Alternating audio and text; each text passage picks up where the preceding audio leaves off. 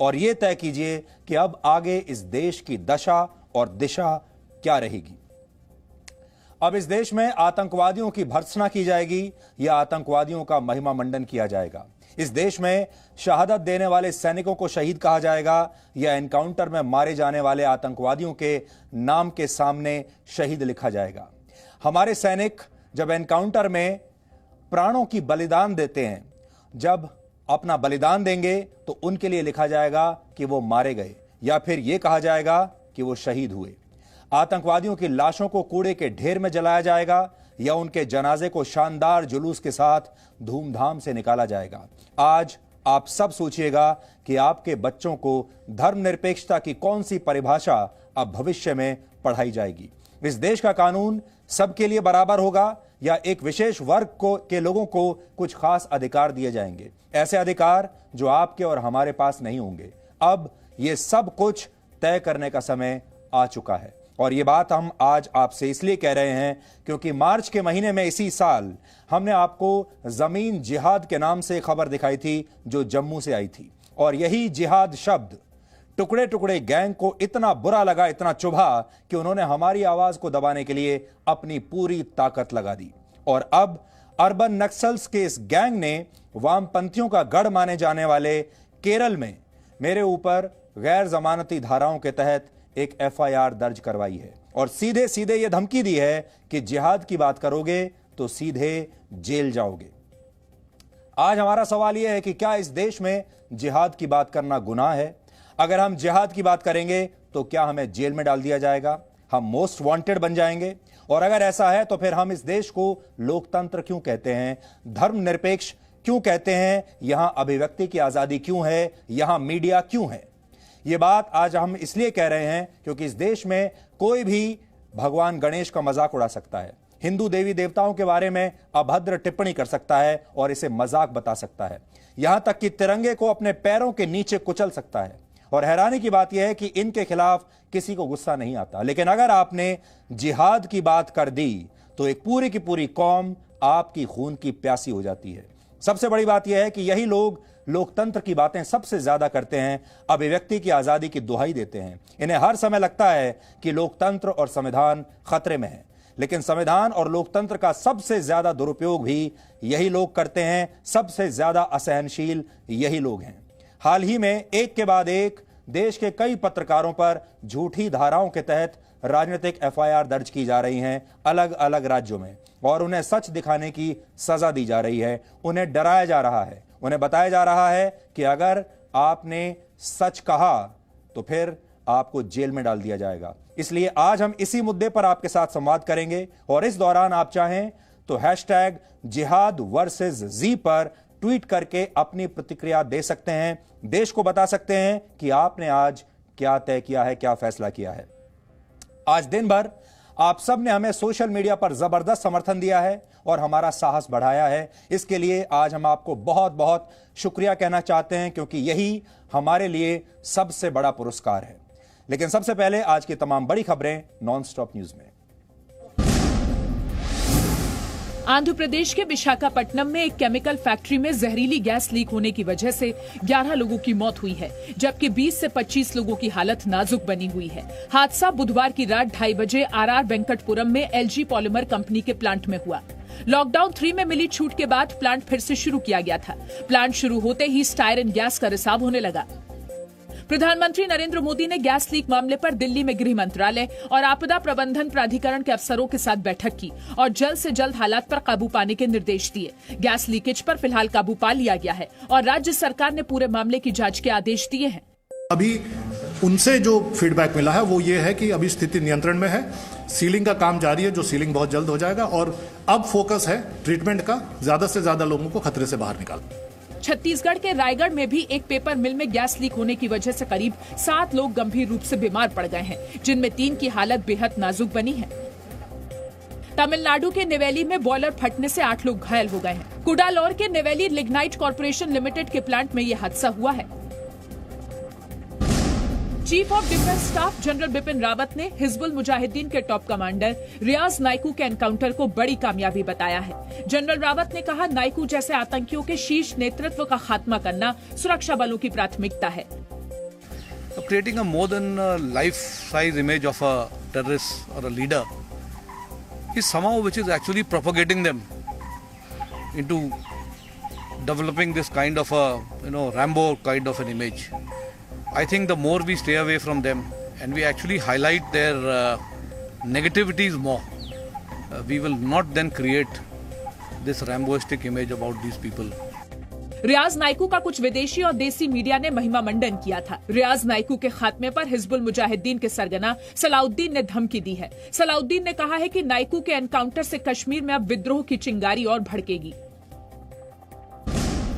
आतंकी संगठन लश्कर-ए-तैयबा अब कश्मीर में नए नाम से आतंक फैलाने की साजिश कर रहा है। नए संगठन का नाम द रेजिस्टेंस फ्रंट है। पाकिस्तान की खुफिया एजेंसी ISI ने कश्मीर में होने वाली वारदातों को कश्मीर का स्थानीय मूवमेंट साबित करने के लिए TRF को तैयार किया है। बहुत हद तक जो लोग इस इंसान के हाथों सताए हुए, मारे हुए, लूटे हुए वो चैन की सांस लेंगे। दर्जनों मिसालें हैं जहां पर इसने लोगों को घर से बेघर किया। बुधवार को अवंतीपुरा में मारे गए हिजबुल के टॉप कमांडर रियाज नाइकू पर जम्मू कश्मीर पुलिस पिछले 6 महीने से नजर रखे हुए थी। नाइकू के मारे जाने के एक दिन बाद आज जम्मू कश्मीर पुलिस ने पूरे ऑपरेशन की जानकारी दी। 25 मार्च को जो लॉकडाउन शुरू हुआ था, रियाज नाइकू का एक वीडियो आया था। उस वीडियो में उन्होंने कहा था कि कोरोना से ज्यादा यहाँ की JNK police security force harmful है, इस पर अटैक करो, इसको मारना चाहिए। उसके बाद देखे होंगे कि पुलिस पर अटैक हुआ, पुलिस को किडनैप करने का प्रयास किया, सिविलियन किलिंग हो गया है।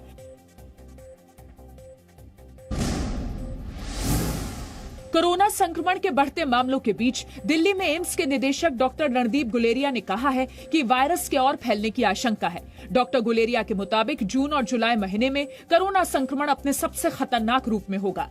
मॉडलिंग डेटा से कई लोगों ने मॉडलिंग की है। मॉडलिंग डेटा के हिसाब से ये है कि जैसे जैसे केसेस बढ़ रहे हैं उसके हिसाब से ये लाइकली है कि जो हमारी पीक है वो जून जुलाई में आ सकती है। डॉक्टर गुलेरिया ने कोरोना संक्रमण से मुकाबले में भारत को दुनिया के बाकी देशों से बेहतर बताया है। देश भर में कोरोना संक्रमण के मामले बढ़कर 53,000 के करीब पहुंच गए हैं। देश में कोरोना संक्रमितों की संख्या 52,952 हो गई है, जबकि कोरोना संक्रमण से 1,783 लोगों की मौत हो चुकी है। देश भर में अब तक 15,000 से ज्यादा लोग कोरोना वायरस के संक्रमण के बाद इलाज से स्वस्थ हो चुके हैं। प्रधानमंत्री नरेंद्र मोदी ने कहा है कि कोरोना संकट में भारत पूरे विश्व की मदद कर रहा है और करता रहेगा। बुद्ध पूर्णिमा पर वैश्विक वैसाख समारोह में अपने वीडियो संदेश में प्रधानमंत्री ने कहा कि हताशा और निराशा के दौर में भगवान बुद्ध की शिक्षा पूरे विश्व के लिए प्रासंगिक है। भगवान बुद्ध का एक एक वचन, एक एक उपदेश मानवता की सेवा में भारत की प्रतिबद्धता को मजबूत करता है। प्रधानमंत्री ने अपने संदेश में कोरोना वॉरियर्स का सम्मान करने की बात भी कही। जो दूसरों की सेवा के लिए, किसी मरीज के इलाज के लिए, किसी गरीब को भोजन कराने के लिए 24 घंटे काम कर रहे हैं, ऐसा प्रत्येक व्यक्ति अभिनंदन का पात्र है, नमन का पात्र है। कोरोना और लॉकडाउन से आई आर्थिक मंदी के बाद अर्थव्यवस्था को मजबूती देने के लिए सरकार राहत पैकेज दे रही है। वित्त मंत्री निर्मला सीतारमण ने उम्मीद जताई है कि अर्थव्यवस्था जल्द ही पटरी पर लौटेगी। वित्त मंत्री ने जानकारी दी कि मार्च अप्रैल में बैंकों ने 5.66 लाख करोड़ के लोन को मंजूरी दी है। पब्लिक सेक्टर बैंकों से ये लोन 41.81 लाख खाता धारकों को दिया जाएगा। लॉकडाउन खुलते ही ये लोन बांटा जाएगा।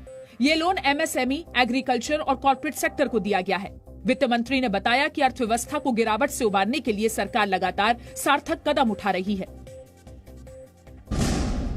कोरोना के इलाज में मुंबई में बड़ी लापरवाही सामने आई है। सायन अस्पताल में शवों के बीच कोरोना मरीजों के इलाज का वीडियो वायरल हो रहा है। वीडियो में दिख रहा है कि अस्पताल के वार्ड में कई मरीज बेड पर लेटे हैं और वार्ड में ही प्लास्टिक के काले बैग्स में कोरोना मरीजों के शव भी बेड पर रखे हुए हैं। कुछ शवों को कपड़ों से तो कुछ को कंबल से ढका गया है। वीडियो सामने आने पर बीजेपी ने महाराष्ट्र सरकार पर मरीजों की जान से खिलवाड़ का आरोप लगाया। गलत इस प्रकार का व्यवहार वहाँ पर हमको दिखाई पड़ता है, तो इन सारी चीजों पर सरकार ने तुरंत ध्यान देना चाहिए। मुंबई और महाराष्ट्र की परिस्थिति बहुत बिगड़ रही है। जिस प्रकार से केसेस बढ़ रही है और विशेष रूप से हेल्थ सेक्टर में अभी कोई समन्वय हमको दिखाई नहीं पड़ता। बीजेपी के आरोप पर बीएमसी ने जांच कमेटी बना दी है और 24 घंटे में रिपोर्ट मांगी है। केंद्रीय स्वास्थ्य मंत्रालय के मुताबिक महाराष्ट्र में कोरोना संक्रमितों की संख्या 16,758 हो गई है और राज्य में 651 लोगों की मौत हो चुकी है। रेलवे कर्मचारियों के एक संघ ने कांग्रेस अध्यक्ष सोनिया गांधी को चिट्ठी लिखी है, जिसमें प्रवासी लोगों के लिए चलाई गई स्पेशल ट्रेन पर राजनीति नहीं करने की अपील की गई है।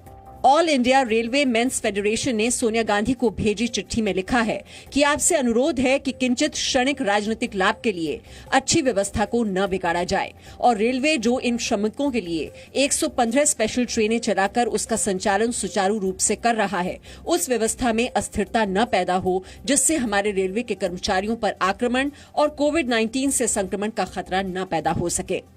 इस मौके पर आप रेल कर्मचारियों का उत्साह वर्धन करें, उनका जो है वो संचालन में, उसकी व्यवस्था में जो भी आप सहयोग कर सकते हो करें, लेकिन कोई ऐसी बात नहीं करें जिससे कि रेल कर्मचारियों में निराशा हो। अलग अलग राज्यों में फंसे प्रवासियों को उनके घर भेजने के लिए रेलवे 1 मई से विशेष ट्रेन चला रहा है। सोनिया गांधी ने इन यात्रियों से किराया लेने का विरोध करते हुए सरकार पर हमला बोला था, जिसके बाद रेलवे ने साफ किया था कि किराए का 75% खर्चा वो खुद उठा रहा है, जबकि 15% खर्च कई राज्यों ने नहीं उठाया। आज आप सबके साथ बहुत जरूरी बात करनी है।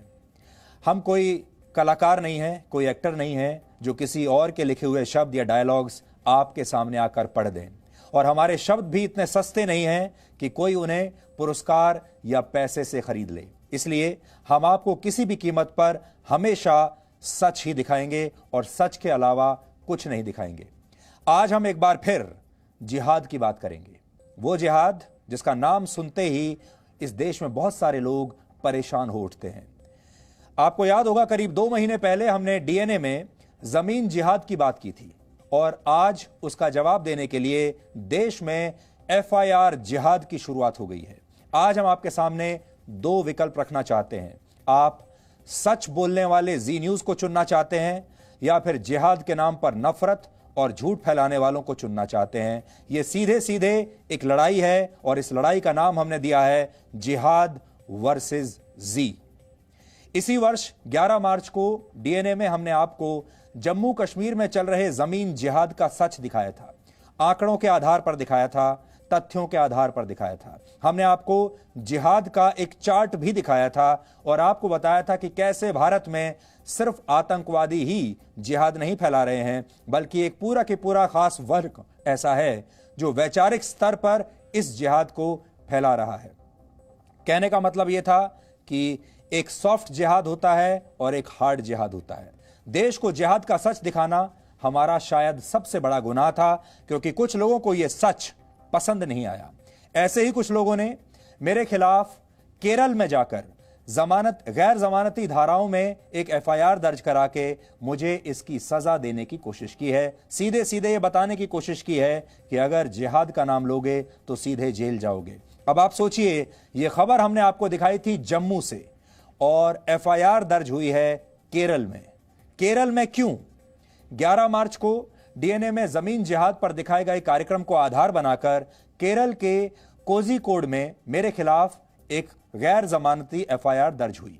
केरल वामपंथियों का गढ़ माना जाता है, आप सब जानते हैं, और अर्बन नक्सल्स ने इसी का फायदा उठाते हुए ये एफआईआर वहां जाकर दर्ज करवाई है, वो भी एक ऐसे संगठन के द्वारा जो कि राजनीतिक संगठन है।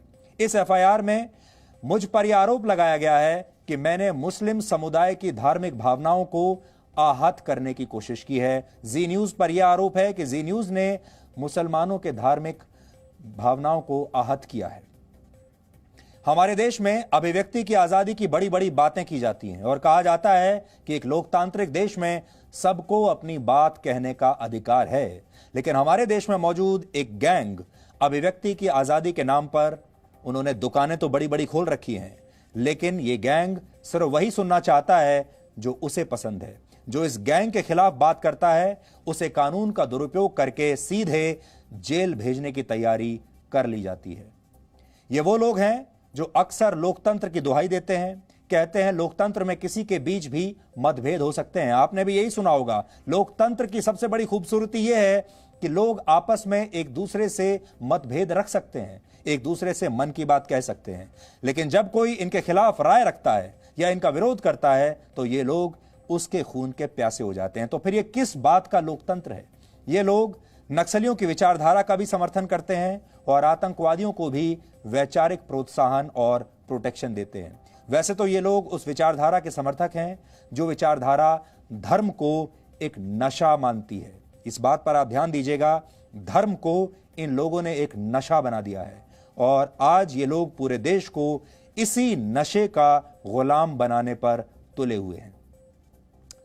हमारे खिलाफ दर्ज की गई एफआईआर उस सच को आपके सामने रखने की सजा है जिसे कोई सामने लाना नहीं चाहता था, क्योंकि यह सच लाना बहुत मुश्किल काम है।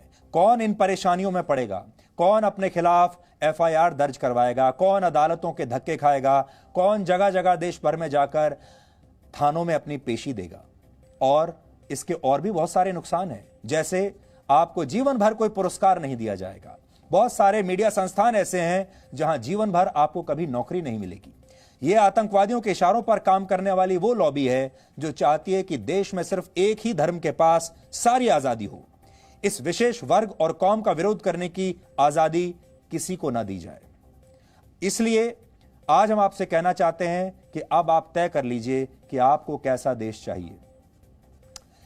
यह एफआईआर केरल के एक वकील ने दर्ज कराई है और यह वकील केरल में ऑल इंडिया यूथ फेडरेशन यानी AIYF का ज्वाइंट सेक्रेटरी है। AIYF वामपंथी विचारधारा का समर्थन करने वाली एक राजनीतिक संस्था है। यह संस्था कम्युनिस्ट पार्टी ऑफ इंडिया यानी CPI का यूथ आउटफिट मानी जाती है।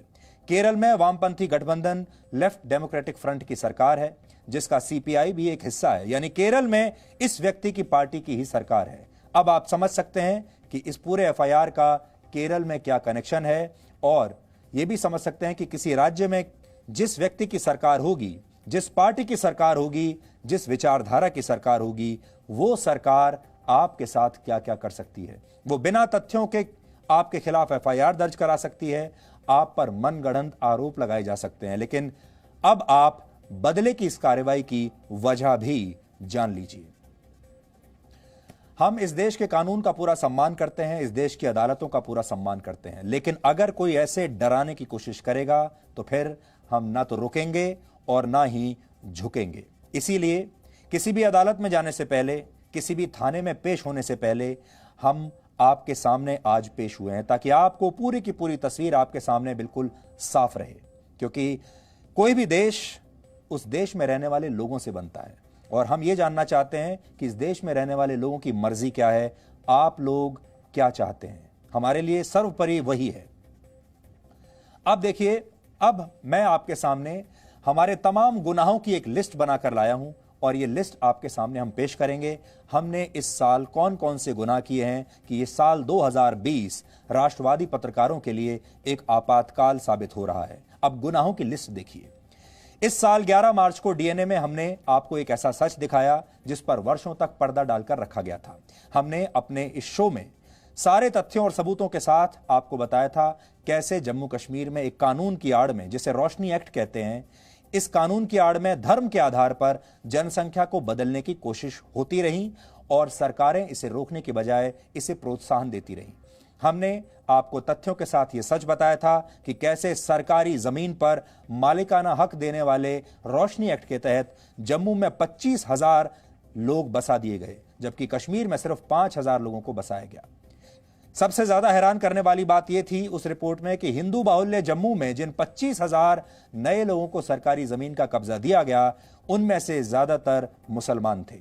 इसी तथ्य के आधार पर हमने ये सवाल उठाया था, क्या इतने वर्षों तक जम्मू की हिंदू बाहुल्य आबादी को मुसलमान आबादी से बदलने की साजिश होती रही है? और उसी शो में हमने जिहाद का एक चार्ट भी आपको दिखाया था और बताया था कि कैसे एक तरफ आतंकवादी कट्टर जिहाद फैला रहे हैं और दूसरी तरफ कुछ वैचारिक जिहाद फैलाने में जुटे हैं। जिहाद दो तरह के होते हैं, ये हमने आपको उसी शो में बताया था और यही बात इस वर्ग को बहुत चुभ गई। कल कश्मीर में आतंकवादी रियाज नाइकू सेना के हाथों मारा गया था। रियाज नायकू कट्टर जिहाद यानी हार्ड जिहाद फैला रहा था।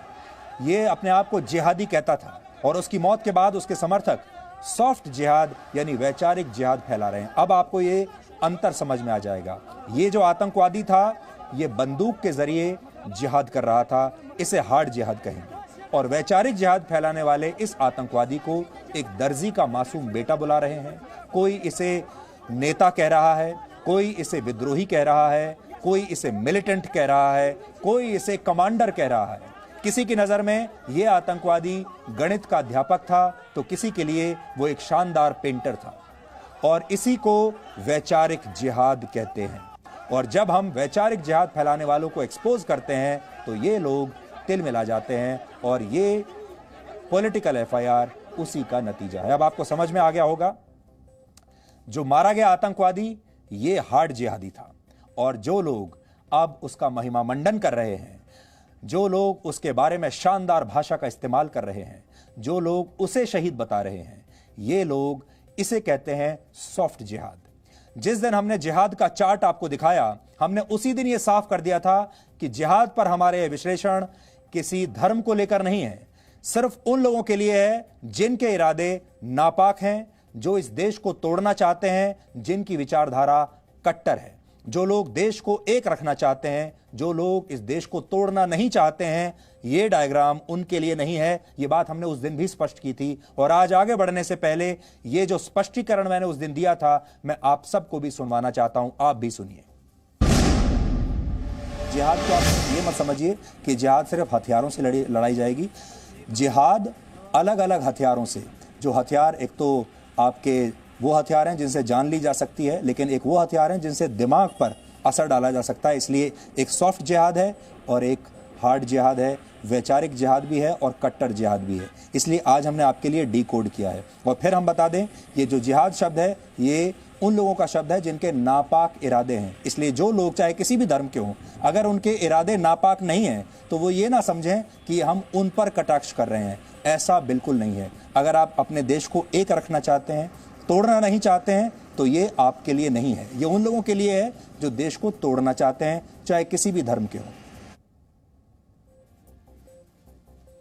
इस जिहाद का जो सीधा सीधा मतलब है वो उन लोगों से है जो इस देश को तोड़ना चाहते हैं। ये बात हमने उस दिन भी कही थी और हम आज भी कह रहे हैं। इसलिए अब बड़ा सवाल यह आता है कि देश अब दो वर्गों में बंट चुका है। एक वर्ग उन लोगों का है जो जान गंवाने वाले सैनिकों को शहीद मानते हैं, शहादत देने वाले हमारे वीर जवानों को शहीद कहते हैं, और दूसरा वर्ग उन लोगों का है जो मासूमों का खून बहाने वाले आतंकवादियों को अपना नायक मानते हैं और इन आतंकवादियों को शहीद कहते हैं।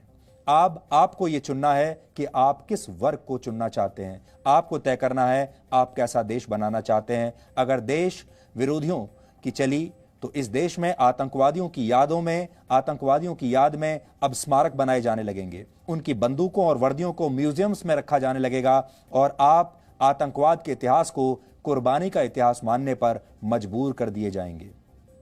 अब तक आप समझ गए होंगे कि जिहाद पर हमारा सच इन लोगों को इतना बुरा क्यों लगा। लेकिन यहां मैं आपसे एक और बात कहना चाहता हूं। मैं पिछले 26 साल से पत्रकारिता कर रहा हूं, टीवी पर आकर आपको ऐसे ही हर रोज खबर सुना रहा हूं। इस दौरान मैंने आपको अच्छी खबरें भी बताई, बुरी खबरें भी बताई। कुछ खबरें देखकर आप उदास हुए होंगे तो कुछ खबरों से आपको उम्मीद बंधी होगी।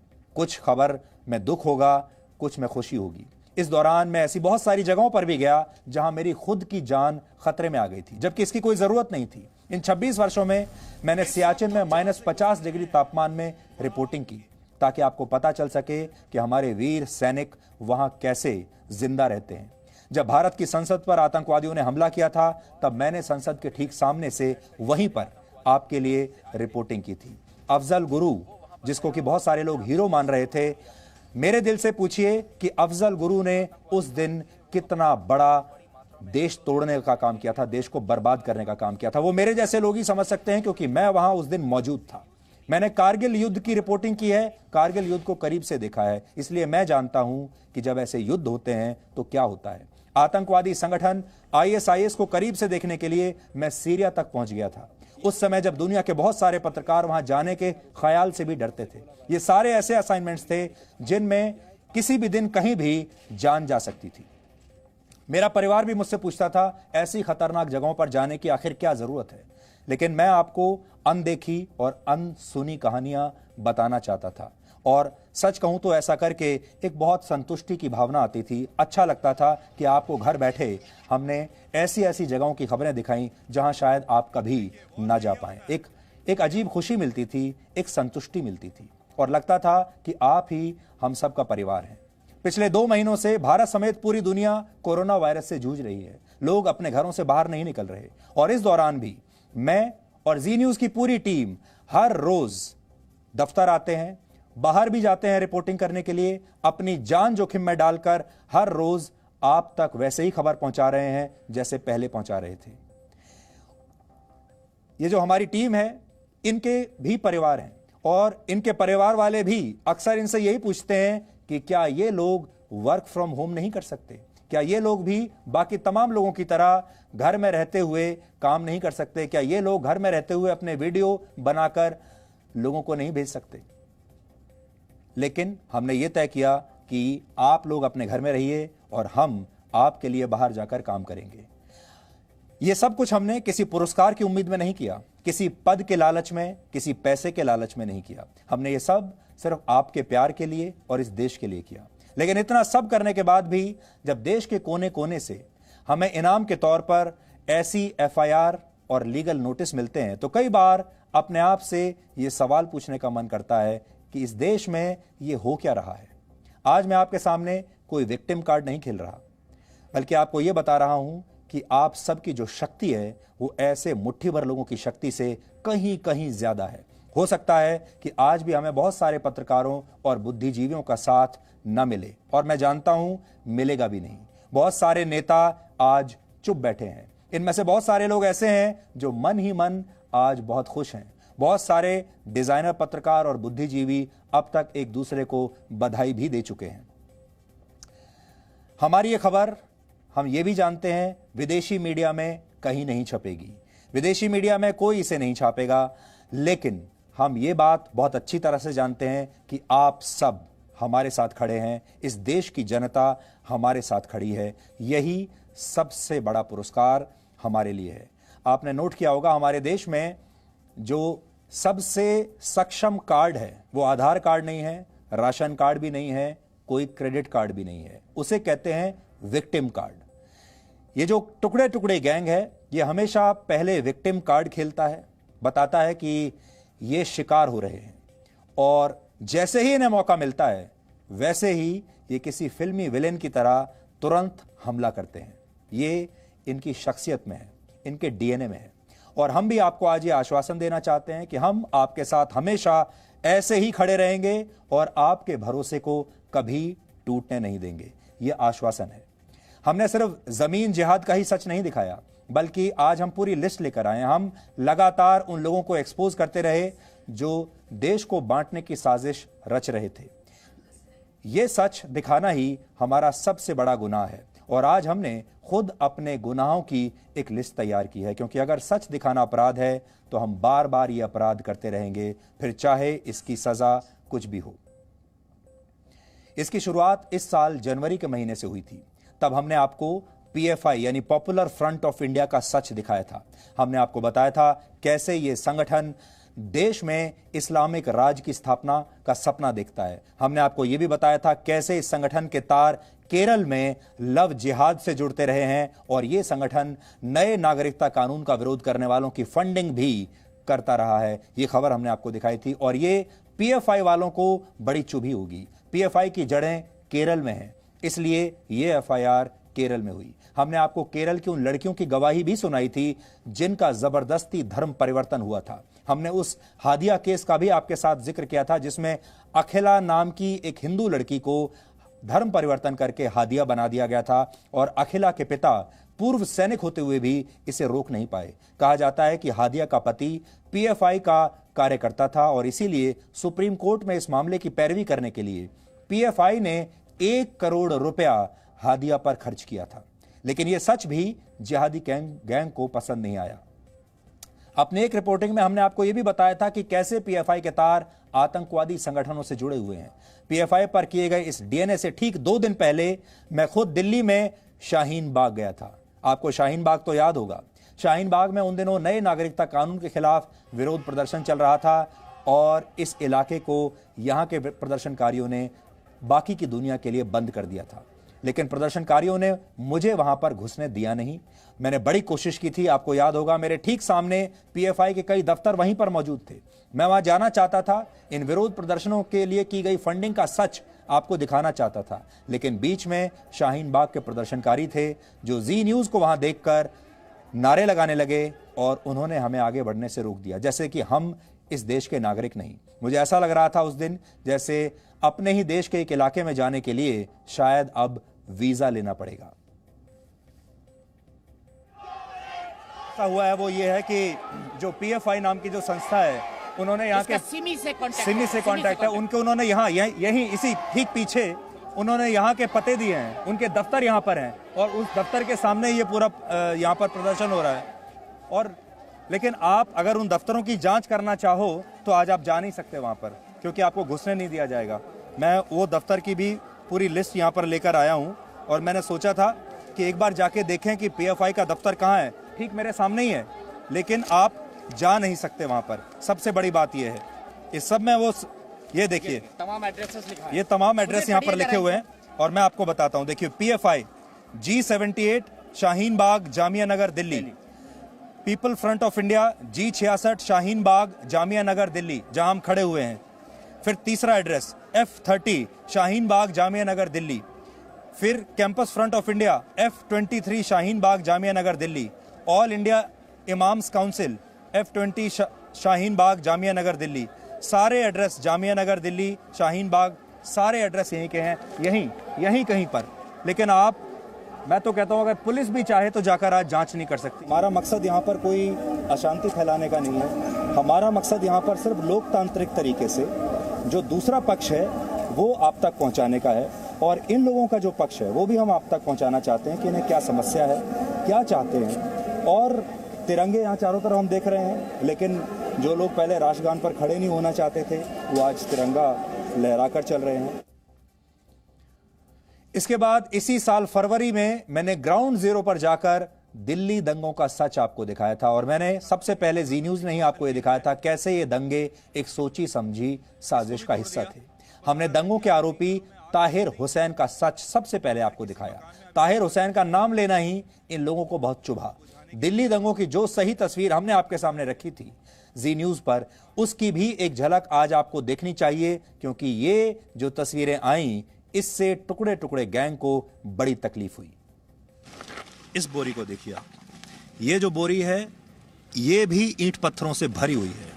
इसके अंदर ये सारे पत्थर हैं, ये देखिए, और ये सारे पत्थर बोरियों में भरकर यहाँ लाए गए हैं ताकि पथराव किया जा सके। दंगाई जो हैं वो यहाँ रहने वाले लोगों के ऊपर पथराव करेंगे, अगर सुरक्षा बल आएंगे तो उनके ऊपर पथराव किया जाएगा। तो ये नफरत के पत्थर हैं जो इन बोरियों में भरकर यहाँ पर लाए हुए हैं। यहाँ से खड़े होकर, इस मकान से खड़े होकर फिर वहाँ सामने पेट्रोल बम फेंके गए। इन्होंने बम के गोले फेंके, इतनी बड़ी बड़ी बोतलों में पेट्रोल भर भर के हमारे घरों में फेंका है। ताहिर हुसैन की इस बिल्डिंग को खत्म किया जाए, इस बिल्डिंग को खत्म किया जाए सर। हमारे बच्चे काट काट के नाले में फेंके गए। आपको लगता है कि पहले से योजना बना के किया है? सर इतना स्टाफ कहाँ से आएगा? पूरी प्लानिंग सर इतना स्टाफ कहाँ से आएगा? 500 लोग पत्थर मार रहे हैं, हम लोग अपनी छत नहीं आ सकते। 3 दिन से घर में गए नहीं, पानी की टंकियां टूट गई हैं, पानी नहीं है, कैसे रहेंगे? मकान कमजोर कर दिए। सब ठीक है? हाँ सब ठीक है, लेकिन हाल खराब है सर। जान बच गई आपकी? बच्चा मर गया, जान बच गई, चोट लगी है सर। अच्छा, ये आपको चोट इसी में दंगे में लगी है? हाँ, अच्छा, बड़ा नाम सर यही है ताहिर हुसैन। सबसे ज्यादा कराएगा ताहिर हुसैन ने करवाया है, जो भी कर सकता है से हुआ है। 3 बंदे हमारे मार के नाले पे, ताहिर हुसैन ने अच्छा से निकाली गई है।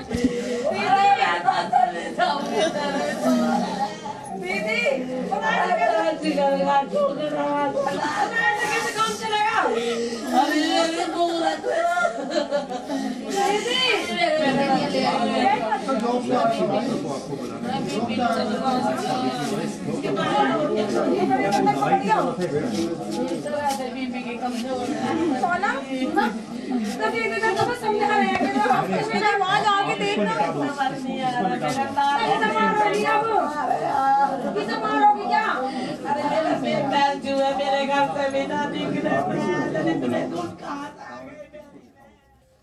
जो परिवार इस समय आपके सामने था, ये उसी आईबी कर्मचारी का परिवार था जिसे मार दिया गया था। और हमारे देश का जो धर्मनिरपेक्ष मीडिया है, जो अपने आप को न्यूट्रल बताता है, वो इनकी बात सुनने के लिए यहां जाने को भी तैयार नहीं था और ना ही इनकी बात देश के सामने रखने को तैयार था, क्योंकि वो अपने आप को धर्मनिरपेक्ष मानता था। सच सामने नहीं आ रहा था। हम वहां गए, जी न्यूज की टीम वहां पर गई और हमने पहली बार दिल्ली दंगों का सच बोलने की हिम्मत की। और ये जो ताहिर हुसैन का नाम है, ये सबसे पहले यहीं इस जी न्यूज के स्टूडियो से ही निकला था। उससे पहले लोगों की ताहिर हुसैन का नाम लेने की हिम्मत नहीं हो रही थी। लोग ताहिर हुसैन का नाम लेने को तैयार नहीं थे, क्योंकि वो ये मानते थे कि इससे एक खास कौम बुरा मान जाएगी और फिर उनकी पत्रकारिता की दुकान बंद हो जाएगी। इसके बाद पुरस्कार नहीं मिलेंगे, उनके जो आका हैं वो नाराज हो जाएंगे। और ये सच हमने आपको दिखाया। आज जो आपसे हम कहना चाहते हैं वो ये है, अभी तक हमने आपको जो वीडियोस दिखाए, जो खबरें दिखाई, आपसे जानना चाहते हैं क्या गलत किया। और अगर हमारे जैसे जो मीडिया हाउस हैं, जी न्यूज जैसे जो चैनल हैं, अगर उनके खिलाफ ऐसे ही मुहिम चलती रही तो एक दिन ऐसा आएगा जब इन लोगों की बात करने वाला एक भी न्यूज चैनल, एक भी पत्रकार इस देश में बचेगा नहीं। पिछले कुछ दिनों से हम लगातार आपको तबलीगी जमात का सच दिखा रहे हैं। यह भी वो सच था जो बहुत लोगों को बहुत बुरा लगा। इस दौरान हमने देश का मान सम्मान करने वाले लोग, हमारे जो कोरोना फाइटर हैं, जो अपनी जान जोखिम में डालकर हमारे डॉक्टर्स और हेल्थ वर्कर्स काम कर रहे हैं, उन पर थूकने वालों को एक्सपोज किया था और साफ साफ नाम लेकर एक्सपोज किया था। इस बात पर भी बहुत बड़ी संख्या में लोग हमारे दुश्मन बन गए। इससे पहले देश के शहरों में छुपकर बैठे अर्बन नक्सल्स के बारे में हमने आपको बताया था और जेएनयू में देश विरोधी नारेबाजी का सच भी जी न्यूज ने ही आपको दिखाया था। लेकिन ये सारे सच ना तो टुकड़े टुकड़े गैंग को पसंद आए, ना ही अफजल प्रेमी गैंग को, ना ही देश के बुद्धिजीवियों को, ना ही डिजाइनर पत्रकारों को और ना ही राजनीतिक पार्टियों को। और ऐसी ही रिपोर्टिंग की वजह से जी न्यूज इन सब लोगों का दुश्मन नंबर 1 बन गया। केरल में हमारे खिलाफ दर्ज की गई एफआईआर भी इसी दुश्मनी का नतीजा है, उसी दुश्मनी की एक किश्त है, एक इंस्टॉलमेंट है। लेकिन हम इस एफआईआर को हम असली पुलित्जर पुरस्कार मानते हैं, क्योंकि कम से कम ये एफआईआर सच दिखाने का नतीजा तो है। ये जो एफआईआर दर्ज की गई है, ये आईपीसी की धारा 295A के तहत दर्ज की गई है, जिसके तहत जी न्यूज पर मुसलमानों की धार्मिक भावनाएं आहत करने के आरोप लगे हैं। ये धारा सच बोलने वाले पत्रकारों के खिलाफ बदले की कार्रवाई का अक्सर हथियार बनती है। जब भी किसी पत्रकार को दबाना होता है, उसे सबक सिखाना होता है, तो यही धारा लगाई जाती है, क्योंकि यह धारा बहुत आसानी से लग जाती है। दूसरा, यह धारा नॉन बेलेबल है, इसमें तुरंत गिरफ्तारी हो सकती है। अब आप वर्ष 2020 को, ये जो साल चल रहा है, इसे आप कोरोना वायरस के लिए तो याद रखेंगे ही, लेकिन आपको इस बात पर भी याद रखना होगा कि ये जो वर्ष 2020 है, ये राष्ट्रवादी पत्रकारिता का आपातकाल है, क्योंकि इस वर्ष कई राज्यों की सरकारों ने अलग अलग पत्रकारों के खिलाफ ऐसे ही बदले की कार्रवाई की है। लेकिन सवाल यह है कि जिहाद का सच दिखाना इस देश में गुनाह कैसे हो सकता है? जिस विचारधारा के दम पर पूरी दुनिया में हजारों लाखों लोगों का खून बहाया जा रहा हो, बड़े पैमाने पर धर्म परिवर्तन किए जा रहे हों, आतंकवादी हमले हो रहे हों, आतंकवादी लोगों का जीना मुश्किल कर रहे हों, उस विचारधारा पर बात करना अपराध कैसे हो सकता है? डीएनए में जमीन जिहाद पर बात करने से किसी मुसलमान की भावना कैसे आहत हो सकती है? इसका उनसे क्या लेना देना है? लव जिहाद का सच कैसे किसी भी धर्म के व्यक्ति को चोट पहुंचा सकता है अगर वो उसमें खुद शामिल नहीं है? तो अपने ही देश के एक इलाके में जाना गुनाह कैसे हो सकता है? कोई भी समझदार व्यक्ति कहेगा इन सारी बातों में कुछ गलत नहीं है, लोकतंत्र का यह हिस्सा है। लेकिन हमारे देश में अब एक ऐसा धार्मिक इकोसिस्टम तैयार किया जा रहा है जिसके तहत ये सारी बातें गुनाह बन जाएंगी। ये देखना होगा कि आप किस धर्म के हैं। अगर आप एक खास धर्म के हैं तो फिर आपके खिलाफ कोई बोलने की हिम्मत नहीं करेगा। अगर आप एक और धर्म के हैं तो आपके बारे में कोई भी मजाक उड़ा सकता है, उसे महज एक मजाक माना जाएगा। आगे बढ़ने से पहले मैं आपके साथ एक तस्वीर शेयर करना चाहता हूं। यह तस्वीर वो पुरस्कार है जो हमें पत्रकारिता के लिए मिलता है। इस तस्वीर में आप एक बुजुर्ग महिला को अपने मोबाइल फोन पर डीएनए देखते हुए देख सकते हैं। ताजा तस्वीर है, इसलिए हम कह रहे हैं कि हमें कोई पुलित्जर पुरस्कार नहीं चाहिए, कोई पुरस्कार नहीं चाहिए, कोई पद नहीं चाहिए। यही तस्वीरें हमारा असली पुरस्कार है। ये बुजुर्ग हमारी माँ की तरह हैं, हमारी दादी की तरह हैं, और अगर इनका आशीर्वाद हमें मिलता रहे तो सोचिए फिर इससे ज्यादा किसी को भी और क्या चाहिए। हो सकता है कि किसी की बात आपको अच्छी ना लगे, यह भी हो सकता है कि किसी के विचार आपको पसंद ना आए, लेकिन क्या इस वजह से उसे जेल में डाल दिया जाएगा? अगर किसी पत्रकार ने ऐसी खबर दिखाई जो आपको अच्छी नहीं लगी, आप उसे जेल में डाल देंगे, आप उसे गिरफ्तार कर लेंगे। विडंबना यह है कि यही लोग अभिव्यक्ति की आजादी के सबसे बड़े चैंपियन हैं, सबसे बड़े ठेकेदार हैं। इन लोगों के खिलाफ जो भी बात करता है, जो भी इनसे सवाल उठाने की हिम्मत करता है इन पर, उस पर ये एफआईआर दर्ज करवा देते हैं, क्योंकि इस देश में अभी भी कई राज्य ऐसे हैं जहां इनकी सरकारें चलती हैं। हमारी गलती क्या थी?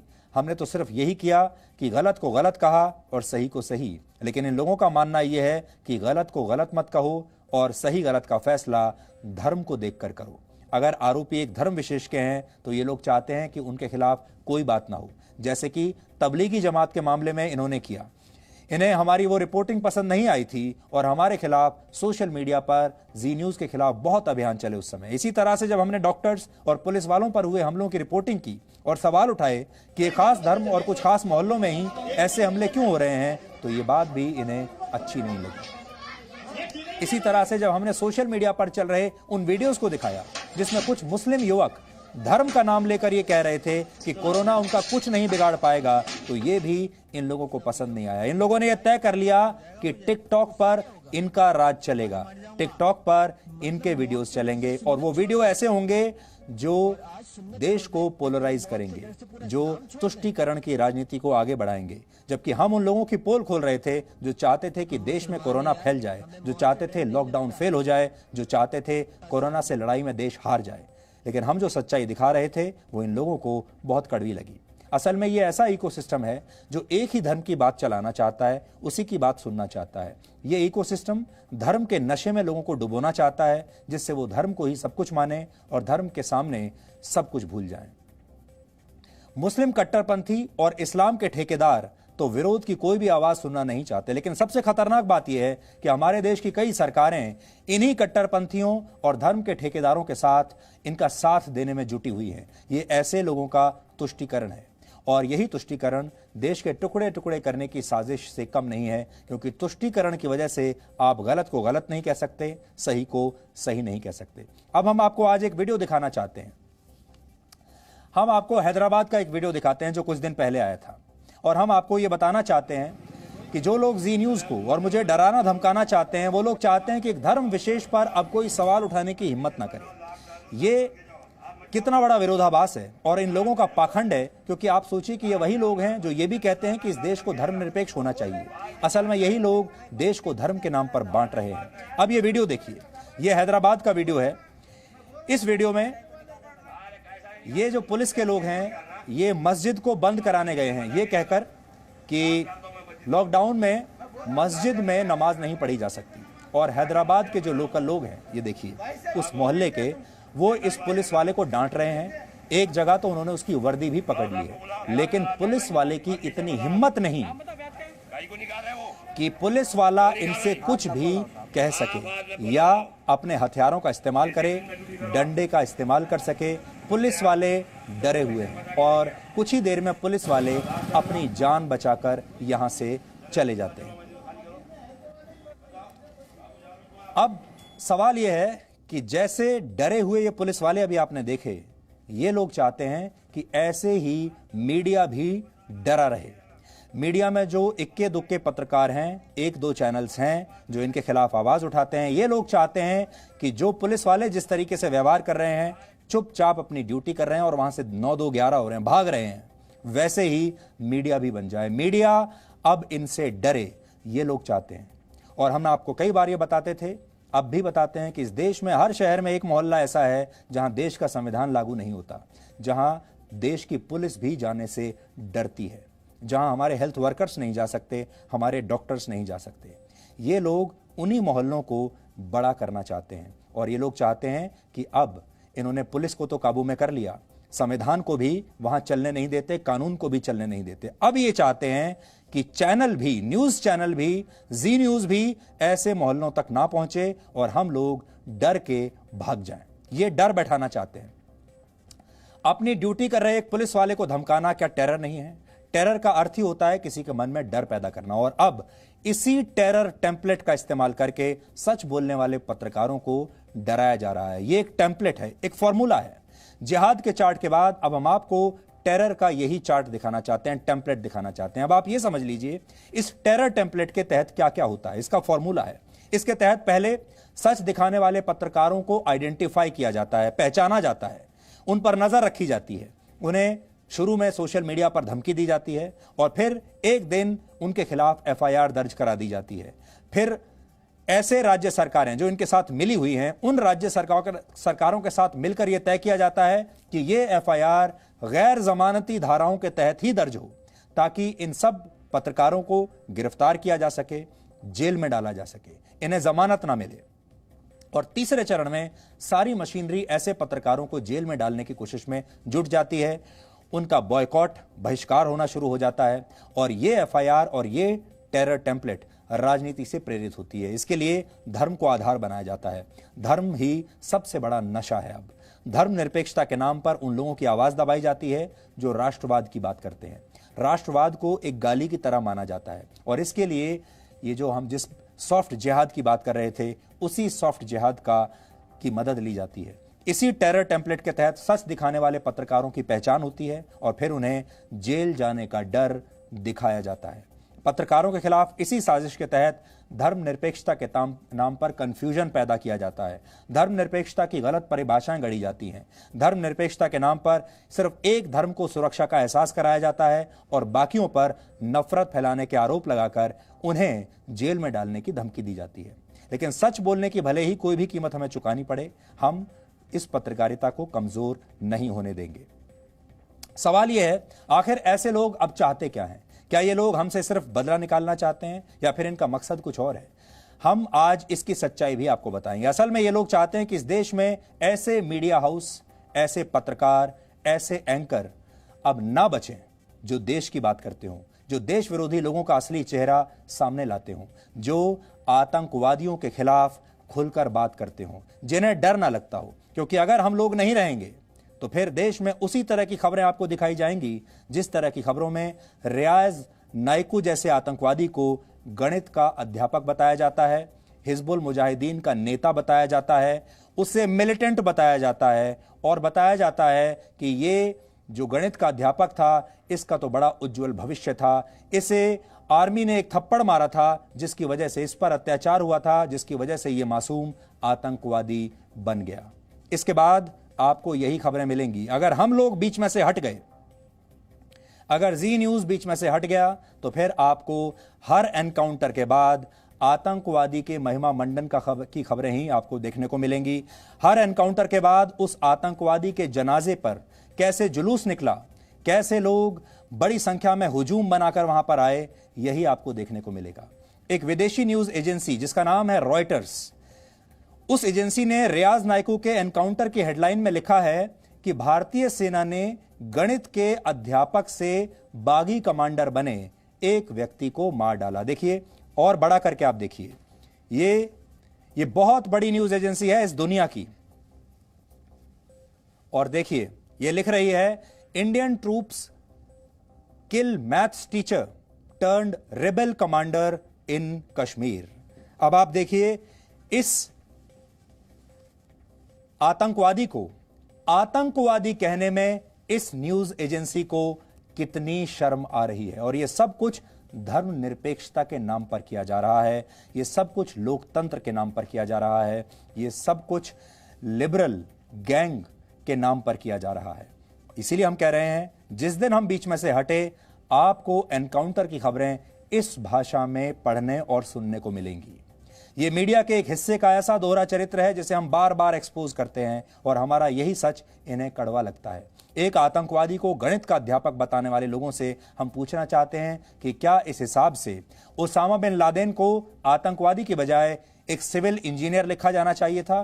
क्या हमें ये लिखना चाहिए था कि अमेरिका की सेना ने एक सिविल इंजीनियर को मार डाला क्योंकि ओसामा बिन लादेन ने इंजीनियरिंग की पढ़ाई की थी? ओसामा बिन लादेन का उत्तराधिकारी और अलकायदा का प्रमुख अल जवाहिरी एक सर्जन था, तो क्या उसका मारा जाना इस तरीके से लिखा जाएगा जैसे सेना ने किसी डॉक्टर को मार डाला? अमेरिका में 9/11 के हमले के दौरान न्यूयॉर्क के वर्ल्ड ट्रेड सेंटर से प्लेन को टकराने वाला आतंकवादी मोहम्मद अता एक आर्किटेक्ट था, तो क्या विदेशी मीडिया उसके लिए यह लिखेगा कि इसमें एक आर्किटेक्ट मारा गया? अगर इसी तरह से सोचा जाए तो फिर दुनिया के सबसे खतरनाक आतंकवादी संगठन ISIS के प्रमुख अबू बकर अल बगदादी ने भी इस्लामिक स्टडीज में PhD की थी।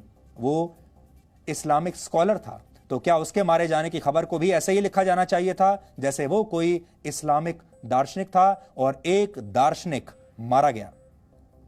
भारत का दुश्मन नंबर 1 हाफिज सईद भी लाहौर की यूनिवर्सिटी में प्रोफेसर रह चुका है।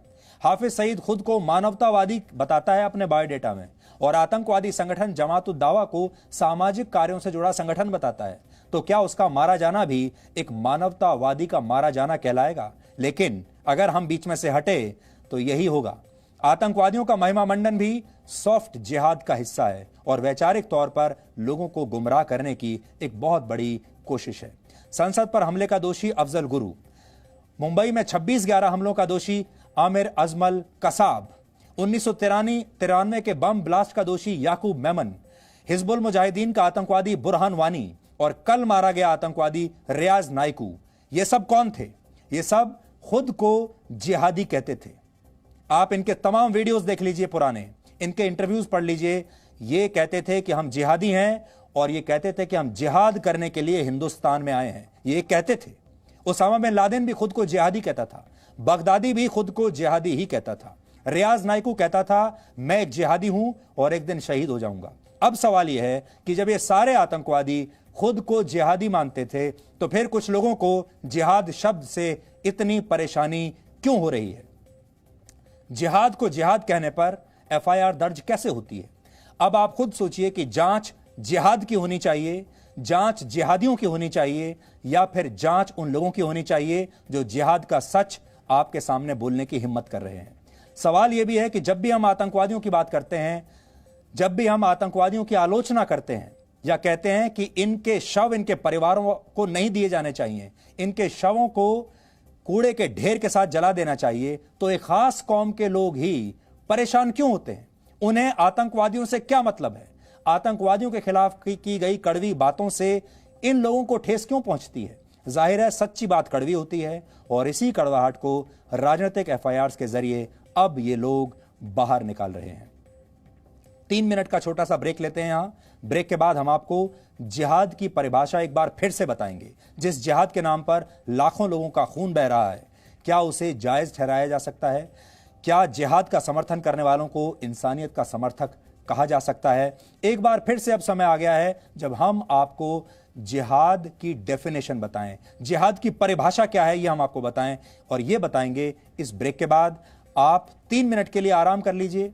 अगर आपको कुछ और काम है जल्दी से करके आ जाइए, पानी पी लीजिए और कोई काम कर लीजिए, लेकिन इसके बाद आज का ये संवाद करना जरूरी है और जब तक DNA समाप्त होगा आपको आज ये फैसला लेना ही पड़ेगा।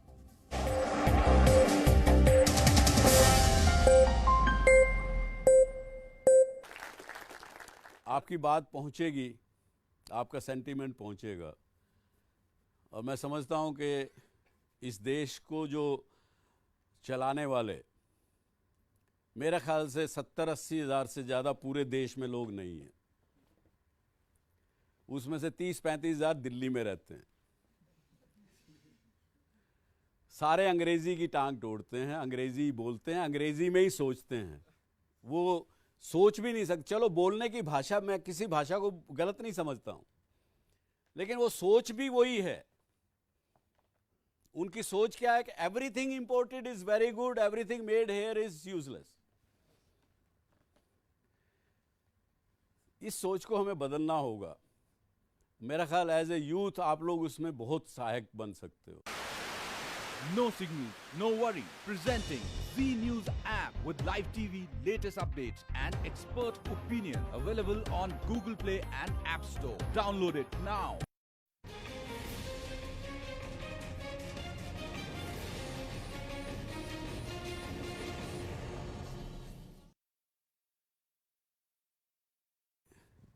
इस शो के माध्यम से ये कहने में कोई अफसोस नहीं है, ये एक विडंबना इस देश की है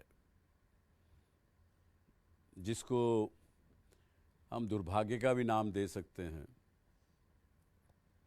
मैंने ऐसे ऐसे कंट्रीज देखे हैं, उसमें से अपने एशिया का ही उदाहरण दूँ तो जापान, पूरी शिक्षा, बिजनेस की लैंग्वेज,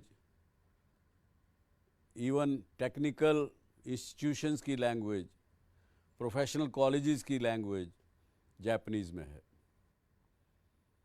मैं कई बार इस बात को लिख चुका हूँ कि भारतवर्ष में ऐसे कुछ सेंटर ऑफ एक्सीलेंस हैं जिसमें एक मैं उदाहरण के रूप में लूँगा लुधियाना फॉर एग्जांपल। लुधियाना में इंजीनियरिंग प्रोडक्शन में मेरा ख्याल नॉर्थ इंडिया में उसका कोई सानी नहीं है, कोई मुकाबला नहीं है।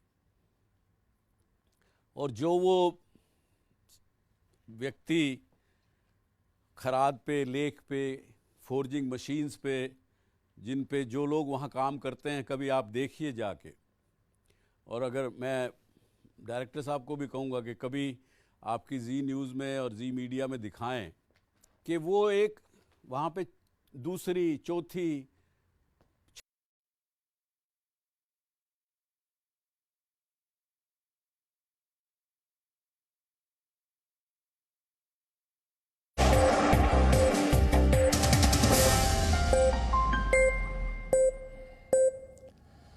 तो आज हम आपके सामने हैं और ये भी सच है कि इस देश के बहुत सारे अर्बन नक्सल्स, टुकड़े टुकड़े गैंग के सदस्य, बहुत सारे बुद्धिजीवी और बहुत सारे डिजाइनर पत्रकार आज बहुत प्रसन्न हैं, बहुत खुश हैं, क्योंकि बहुत वर्षों से जिस काम को करने में वो लगे थे, आज उसका एक इंस्टॉलमेंट पूरा हो गया है। लेकिन उन्होंने सोचा नहीं होगा कि जी न्यूज़ इस तरीके से आपके सामने आएगा। जो लोग जी न्यूज़ को निशाना बनाने में जुटे हैं, उन लोगों को राष्ट्रवाद से बड़ी चिढ़ है। देश के समर्थन में जो भी बातें हो सकती हैं, ये लोग उन सभी बातों का विरोध करते हैं। अगर आप कश्मीर में पत्थरबाजी पर सवाल उठाते हैं तो ये मानव अधिकारों की बात लेकर आ जाते हैं। अभी कल ही की बात है, पुलवामा में रियाज नाइकू के एनकाउंटर के दौरान सेना पर पथराव हुआ, सुरक्षा बलों की गाड़ियों पर हमला हुआ। वही लोग सुरक्षा बल पर पथराव कर रहे थे जिन लोगों को हमारी ही सेना के जवान एनकाउंटर से पहले उनके घरों से सुरक्षित बाहर निकाल कर लाए थे कि ये कहीं मर ना जाएं। लेकिन यही पत्थरबाज हमारे देश के बुद्धिजीवियों के और टुकड़े टुकड़े गैंग के हीरो बन जाते हैं। और इन्हीं पत्थरबाजों की तस्वीरें खींचकर ये बताया जाता है कि कैसे कश्मीर में आज़ादी की लड़ाई चल रही है। इनकी तस्वीरें खींचकर बड़े बड़े पुरस्कार ले लिए जाते हैं। ये तस्वीरें एक बार फिर से देख लीजिए। पिछले 24 घंटे की तस्वीरें हैं और हमारे देश के जो लोग जिन्होंने ये एफआईआर दर्ज कराई है, जो टुकड़े टुकड़े गैंग के सदस्य हैं, वो चाहते हैं कि यही तस्वीरें पूरे देश से आपको देखने को मिले।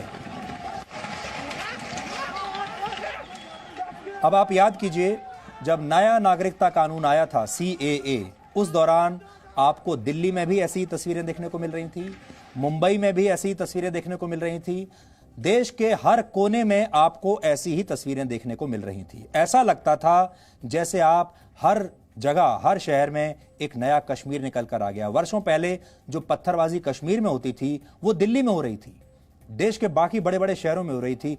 यही इनका सपना है और यही ये लोग चाहते हैं।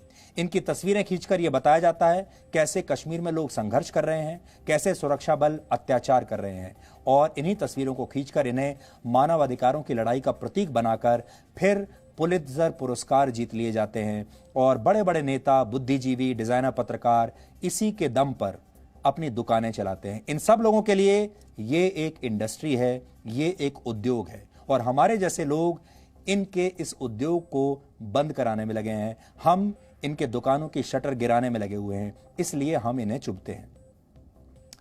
हमारे पास आज कुछ लोगों के रिएक्शंस आए हैं इस पूरे मुद्दे पर।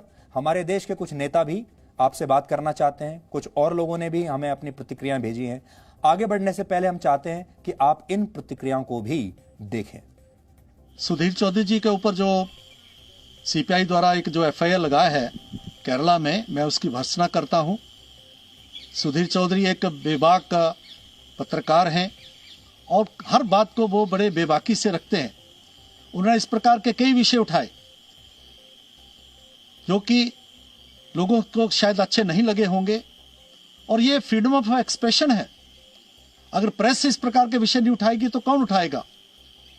सीपीआई जो है, जो तुष्टीकरण में विश्वास करती है, वोट बैंक की राजनीति में विश्वास करती है, उसके द्वारा ये जो काम हुआ है, इससे वो आम लोगों की जो है जो आज़ादी है, बोलने की आज़ादी, उस पर ये अंकुश नहीं लगा सकते। मैं उनसे पूछना चाहता हूं कि अगर खबर जम्मू की थी, जम्मू कश्मीर की थी, तो ये एफआईआर केरला में क्यों लगाया गया? मैं सर्वप्रथम सुधीर चौधरी को धन्यवाद दूंगा कि घबराने की जरूरत नहीं है। देश की जनता राष्ट्रवादी चैनल के रूप में जी को देखता है और सुधीर चौधरी को देखता है। जो दिखाया गया था कश्मीर का जमीन हड़पने का, एक खास समाज को देने का, पता नहीं किस केरल को क्यों इसके लिए तकलीफ हुई। केरल की सरकार क्या उसकी सजा इनको दे रही है जब उन्होंने लव जिहाद की बात दिखाया था? अगर हिम्मत था कम्युनिस्ट पार्टी को तो वो कश्मीर में ही इस पर केस करता। बहुत बड़े पैमाने पर मीडिया को सप्रेस करने की कोशिश चल रही है और कुल मिलाकर मीडिया अपने खिलाफ कुछ नहीं दिखाए। इस प्रकार से मुझे ऐसा लगता है कि हमारे लोकतंत्र पर ये एक बहुत बड़ा हमला है, हमारे लोकतंत्र पर एक बहुत बड़ा प्रश्न चिन्ह इससे तैयार होता है। अभी हमने महाराष्ट्र में 3 अलग अलग मीडिया के साथ किसी को अरेस्ट किया गया, किसी को नोटिस दी गई, किसी के ऊपर वहां पर ऑफेंस रजिस्टर किया गया। तो मुझे लगता है बिल्कुल बंद होना चाहिए और लोकतंत्र में हमारा जो चौथा स्तंभ है लोकतंत्र का, उसको प्रोटेक्शन मिलना चाहिए। जानबूझकर टारगेट करने का मसला दिखता है और जानबूझकर ऐसी जगह पर मसले वहां पर दर्ज करो ताकि उससे और तकलीफ बढ़े, इस प्रकार का प्रयास है। मीडिया ग्रुप के द्वारा दिया गया कोई भी समाचार उनकी नीति का अंग है, उसको लेकर के उनके विरुद्ध मुकदमेबाजी करना, उनको निरुत्साहित करना, प्रेस की आज़ादी पर किया गया कटु प्रहार है। जी ने स्वतंत्र तरीके से घटनाओं का अवलोकन किया है, उसके लिए उसके संपादक श्री सुधीर चौधरी के विरुद्ध 7 समुद्र पार केरला में जाकर के किया गया जो मुकदमा है, मैं उसको उचित नहीं मानता हूं, मैं उसकी निंदा करता हूं। अभिव्यक्ति की आजादी की बात करने वाले लोग ऐसे समय पे चुप्पी साध लेते हैं। वो बिल्कुल गायब हो जाते हैं जब ये कहानियां उन लोगों के कृत्यों को सामने रखती है जिनके नाम पर वो राजनीति करते आए हैं। सेक्युलरिज्म का चोला पहनकर राजनीति करने वाले ये दल और अभिव्यक्ति की आजादी की बात करने वाले वे लोग सुधीर चौधरी जैसे पत्रकारों के साथ खड़े दिखाई नहीं देते, लेकिन हिंदुस्तान सुधीर चौधरी जैसे पत्रकारों के साथ खड़ा हुआ है और खड़ा रहेगा। सुधीर चौधरी जी जो जी न्यूज़ के इस समय एडिटर हैं और वो जिस प्रकार से काम कर रहे हैं, वो देश के हर उस व्यक्ति पे जी न्यूज़ चोट कर रहा है जो लोग अभी तक समझते थे कि बस ऐसे ही चलता है। दूसरे के हक लेना, इंक्रोचमेंट करना, सरकारी व्यवस्था को गलत ढंग से उसका दुरुपयोग करना। तो जब से जी न्यूज़ ये सब खुलासा कर रहा है, कुछ लोग परेशान होंगे ही होंगे। जी न्यूज़ बिल्कुल इसमें न घबराए। जो भी आप खुलासा कर रहे हैं वो देश में जो माहौल है वो उसके अनुरूप है। आप जब किसी का करप्शन उजागर करेंगे तो करप्ट लोग तो बहुत तेज घात करते हैं, लेकिन अब ये केरल की जनता भी देख रही है कि वहाँ के सरकार ने, उस पार्टी ने दिखाया क्या है और किया क्या है। डीएनए में सुधीर चौधरी जी द्वारा दिखाया गया जम्मू के अंदर लैंड जिहाद, जो कि माननीय हाई कोर्ट, जम्मू कश्मीर के ऑनरेबल हाई कोर्ट, ऑनरेबल जजेस ने उसकी सुनवाई करते हुए जम्मू कश्मीर गवर्नमेंट को फटकार लगाई थी कि ये क्या हो रहा है, ये रोशनी के आड़ के अंदर लैंड जिहाद हो रहा है। और जम्मू कश्मीर हाई कोर्ट ने कितनी रजिस्ट्रीज कैंसिल की, कमीशन बना है, उसकी पूरी रिपोर्ट आ रही है।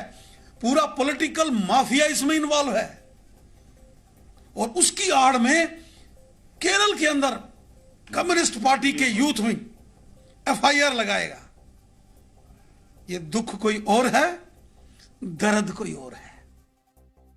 मैं ये मानता हूं कि हैरेसमेंट है। अगर कोई मीडिया ने, रिपोर्टर ने, चैनल ने अधिक ज्यादा दिखा दिया हो, उनके उसमें तथ्य न हो, तो वहां उसके सामने कोई नोटिस देता है, समझ सकता हूं।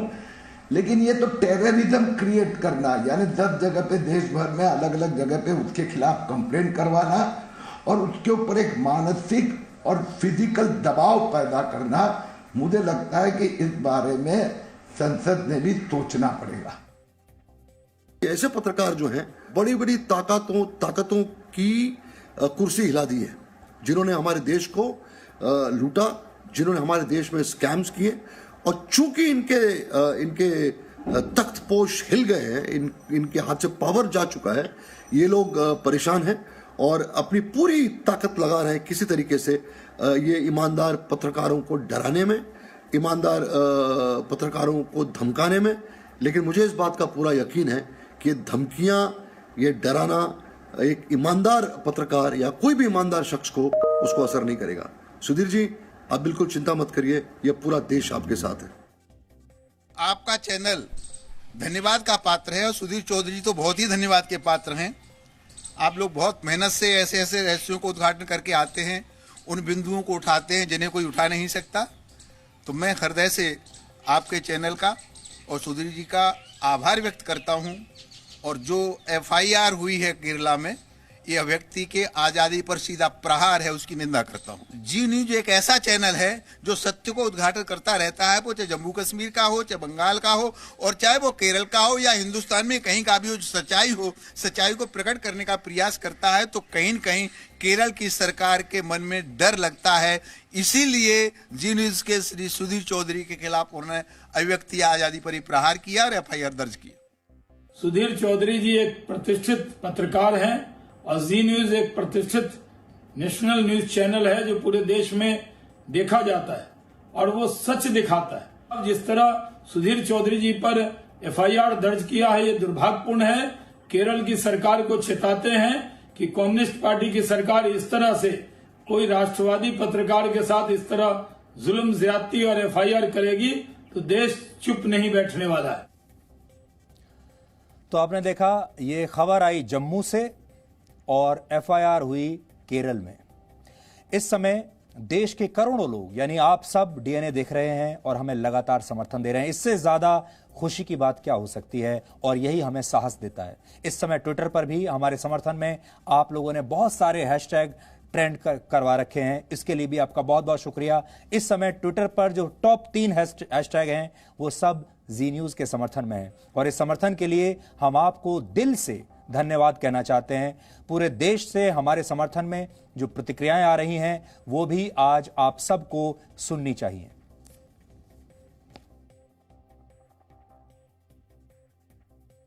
जो वो कर रहे हैं वो एक राइट चीज़ के लिए कर रहे हैं, एंड जब भी आप राइट चीज़ के लिए उठते हो, so there are few people who are against it. तो वैसे उनके साथ भी हो रहा है सेम चीज़, but the motive what he wants is that is right, तो वो सही है बिल्कुल। जो गलत चीज़ है उसके लिए तो लड़ना ही चाहिए, गलत के लिए बोलना ही चाहिए। ये जो गलत कर रहे हैं उसके लिए चुप बैठते हैं, वो भी गुनाह है, बहुत बड़ा गुनाह है। तो इसके लिए सच को तो बोलना ही चाहिए, सच को दिखाना भी चाहिए। अच्छा कर रहे हैं, इनको ऐसे ही करना चाहिए हम सब इनके साथ हैं। इनके खिलाफ ये ऐसा FIR तो ये लोग करने ही वाले हैं, क्योंकि इन लोगों को देखा नहीं जा रहा है। इतने साल से वही हो रहा था जो ये चाहते थे, और न्यूज़ भी वही दिखा रहा था जो ये चाहते थे। अब न्यूज़ चैनल जो है, कई न्यूज़ चैनल्स जो हैं वो सच बता रहे हैं। ये बिल्कुल सही है, उनको बिल्कुल ये करना चाहिए और हम बिल्कुल सपोर्ट करते हैं, और जो भी वो कर रहे हैं अच्छा ऐसा ही होना चाहिए।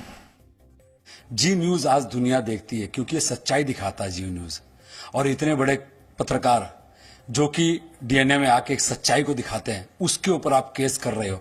मतलब जो आजादी है, उस आजादी को आप लोग जिहाद के नाम से डरा के क्या आजादी को रोकना चाहते हो? तो ये तो मेरे को बहुत दुख हुआ, हमारे को बहुत दुख हुआ। जो सच्चाई दिखा रहा है, जो आज समाज में आईना दिखा रहा है, जो भारत के लिए, जो अपने देश के लिए काम कर रहा है, उसके प्रति ऐसा नहीं होना चाहिए। ये बहुत गलत हो रहा है सर। जम्मू कश्मीर का मामला है और केरला में ये FIR कर रहे हैं सिर्फ परेशान करने के लिए, ताकि ये आगे से कभी सच्चाई नहीं दिखाएंगे, लेकिन ऐसा होगा नहीं। जो न्यूज पहले भी सच्चाई दिखा रहा था, आगे भी दिखाता रहेगा, ये हमारे को विश्वास है। आप जी न्यूज को परेशान कर सकते हैं, पराजित नहीं कर सकते। हमेशा जी न्यूज जो खबर रहती है वो सही दिखाते हैं। लाखों करोड़ों लोग आज जी न्यूज को देखे, और DNA हम डेली सुधीर जी का देखते ही है। ऐसा कुछ नहीं, जो सच खबर रहती है वही दिखाते हैं सुधीर जी। अगर कोई कुछ गलत कर रहा है तो क्या उस पर बोला नहीं जाएगा? उस पर ज़रूर बोला जाएगा। ये हमारा हक है, चाहे वो किसी भी मजहब का हो, चाहे कुछ भी हो। लेकिन अगर गलत है तो फिर उसको बोलना जायज़ है। अगर कुछ भी गलत हो रहा है, किसी भी मजहब के लिए कुछ भी गलत हो रहा है, तो वो कोई भी अगर आवाज़ उठा रहा है तो ये बिल्कुल भी गलत नहीं है। ये एक डेमोक्रेसी है, सबको अपने विचार प्रकट करने का एक राइट दिया जाता है, वो हमारा संविधान हमें देता है, और इससे हमें कोई हटा नहीं सकता। जिहाद का मुद्दा उठाना मेरे हिसाब से गलत तो नहीं है, पर आई फील कि जिहाद की डेफिनेशन सबको पता होनी चाहिए, और अगर डेफिनेशन पता है तो ये डेमोक्रेटिक कंट्री है, तो सबको अपने बारे में बोलने का पूरा हक है, जो भी वो फील करते हैं। मैंने अभी देखा सुधीर चौधरी जी ने जो भी किया, ये वो लोग हैं जो देश के टुकड़े करना चाहते हैं। ये वो लोग नहीं है जो देश को एकता में बांधना चाहते हैं। और जो इन्होंने दिखाया, इसके लिए एक ही बात कहना चाहता हूँ, न झुकेगा न डरेगा। सुधीर चौधरी जी न्यूज़ देश के साथ बना रहेगा, सच के साथ बना रहेगा। आपको यह भी याद होगा कि वर्ष 2018 में जी न्यूज़ ने जम्मू के कठुआ में एक बच्ची के साथ हुए बलात्कार की खबर का सच आपको दिखाया था। ये वो समय था जब पूरा मीडिया एक तरफ जा रहा था, पूरे देश में एक खास तरह की रिपोर्टिंग हो रही थी, और उस समय भी हमने उस आंधी का विरोध किया था, क्योंकि वो आंधी थी गलत रिपोर्टिंग की, और हमारी रिपोर्टिंग की वजह से उस समय एक बेगुनाह का जीवन बर्बाद होने से बच गया था। तब भी हमारे खिलाफ इन्हीं लोगों ने ऐसी ही मुहिम चलाई थी और हमें गलत साबित करने की कोशिश की थी। आपको याद होगा JNU में जब पाकिस्तान जिंदाबाद के नारे लगे थे, तब भी हमने वो खबर आपको दिखाई थी, और तब भी यही गैंग हमारे खिलाफ खड़ा हो गया था। तब भी FIR दर्ज की गई थी, और ये कहा गया था कि जी न्यूज़ ने जो वीडियो चलाया है वो डॉक्टर्ड है। उसकी लैब में जांच हुई, और जांच के बाद ये पता चला कि वो वीडियो बिल्कुल सही था, वो डॉक्टर्ड नहीं था। और ये मैं आपको जो औपचारिक रूप से जो रिपोर्ट आई है, जो ऑफिशियल रिपोर्ट आई है, उसके आधार पर बता रहा हूं। लेकिन जी न्यूज़ को लेकर कितना दुष्प्रचार इन लोगों ने किया, इसी को सॉफ्ट जिहाद कहते हैं। और मैं आपको बार बार हम आपको ये बात बताते हैं, हार्ड जिहाद और सॉफ्ट जिहाद के इस अंतर को समझिए। हार्ड जिहाद तो आतंकवादियों के रूप में आपको दिख जाता है, आतंकवादी मारे जाते हैं, हार्ड जिहाद वहीं समाप्त होता है। लेकिन जो सॉफ्ट जिहाद है वो आपके जीवन में, आपके आसपास अब इतना जबरदस्त तरीके से घर कर चुका है कि आपको समझ में भी नहीं आता कि कब आप सॉफ्ट जिहाद के शिकार हो गए। क्योंकि यहां आपको गोली नहीं लगेगी, आपका खून नहीं बहेगा, बल्कि आपके दिमाग पर इसका असर होगा, और वो भी एक नशे की तरह धीरे धीरे। और ये सॉफ्ट जिहाद एक के बाद एक पीढ़ियों को समाप्त करता चला जाएगा, पीढ़ियों को बर्बाद करता चला जाएगा। अब एक बार फिर जम्मू की खबर पर केरल में ऐसे ही FIR दर्ज हो रही है जैसे पहले हुई थी। इस FIR में IPC की धारा 295A के तहत आरोप लगाए गए हैं। आपको यह भी समझना चाहिए कि ये आरोप क्या कहते हैं। इस धारा के तहत वो कार्य अपराध की श्रेणी में आएंगे जिनके जरिए कोई व्यक्ति जानबूझकर और गलत इरादों से भारतीय नागरिकों के किसी वर्ग के धर्म या धार्मिक विश्वासों और भावनाओं को आहत करता है या ऐसा करने की कोशिश करता है। ये अपमान बोलकर, लिखकर, संकेतों द्वारा या विजिबल रिप्रेजेंटेशंस द्वारा किया जा सकता है। आईपीसी 295A एक गैर जमानती धारा है जिसके अंतर्गत दोषी पाए गए व्यक्ति को 3 वर्ष तक की जेल हो सकती है और यही डर ये लोग हमें दिखाना चाहते हैं। ये 3 साल की जेल का डर हमें दिखा रहे हैं और ये 3 साल की जेल हो इसके लिए ये जम्मू से चलकर केरल तक गए हैं एफआईआर दर्ज कराने के लिए। यानी कानून की यह धारा तभी लागू होती है जब यह सिद्ध हो जाए कि व्यक्ति का इरादा वाकई किसी वर्ग के धर्म या धार्मिक भावनाओं को आहत करने का था। अब इसकी जो खास बात है वो ये है कि ये जो धारा है ये हमारे देश के नेताओं की और मानवाधिकार संस्थाओं की, कार्यकर्ताओं की, टुकड़े टुकड़े गैंग की मनपसंद धारा है, क्योंकि इसमें बहुत सारी चीजें वेग हैं और एक बार एफआईआर दर्ज हो जाए उसके बाद किसने देखा कि ये सब कुछ साबित होगा भी या नहीं, क्योंकि वर्षों तक अदालतों में ये मामले चलते रहेंगे और अगर वो चाहें तो कुछ दिनों के लिए तो आपको गिरफ्तार कर ही सकते हैं। उसके बाद आप वर्षों तक अदालत में अपना केस लड़ते रहिए। ये चाहते हैं ये जो गैंग है उसकी मंशा ये है कि हम यहाँ स्टूडियो में आपको खबरें देने के बजाय अब अदालतों के चक्कर काटें, अब हम अलग अलग थानों के चक्कर काटें और वहां व्यस्त हो जाएं ताकि यहां ये सारे लोग आपके सामने आतंक का महिमा मंडन करने लगे, ताकि ये आपके सामने आकर पाकिस्तान की तारीफों के पुल बांधने लगे। यहां यह भी जानना जरूरी है कि वर्ष 1860 में जो इंडियन पीनल कोड बना था, जिसे आप आईपीसी कहते हैं, 1860 में बना था और यह धारा वर्ष 1927 में इसमें जोड़ी गई थी। अंग्रेजों के जमाने के इस कानून की सुप्रीम कोर्ट भी कई बार व्याख्या कर चुका है और इस बात पर जोर देता रहा है कि बिना किसी गलत इरादे से किसी की धार्मिक भावनाओं को ठेस पहुंचाने को धारा 395A के तहत अपराध नहीं माना जाना चाहिए। जैसा हमने आपको कहा, इस धारा का अक्सर दुरुपयोग ही होता है। भारत में हमेशा यह सवाल उठता है कि अभिव्यक्ति की आजादी बड़ी है या धारा 295A बड़ी है। यहां आपको यह भी बता दें कि संविधान की धारा 19 देश के नागरिकों को अभिव्यक्ति की आजादी का अधिकार देती है।